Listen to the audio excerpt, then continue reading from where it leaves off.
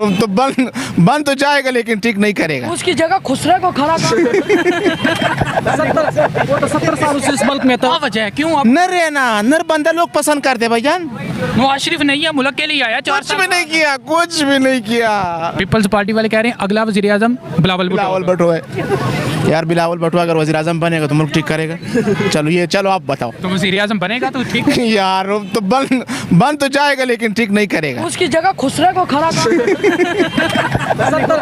70 साल से इस मुल्क में था। अस्सलाम वालेकुम। वालेकुम सलाम। यार बहुत पीछे लोग हैं तुम्हारे पीछे, लेकिन करो तुम्हारे पीछे बहुत लोग हैं।